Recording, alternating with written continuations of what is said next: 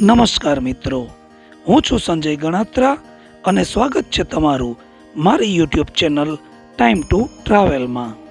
મિત્રો, આજે આપણે રાજકોટમાં આવેલા શ્રી ખોડિયાર માતાજીના એક એવા મંદિરની મુલાકાતે જવાના છીએ કે જે રાજકોટમાં રહેતા બહુ ઓછા લોકોએ જોયેલું છે।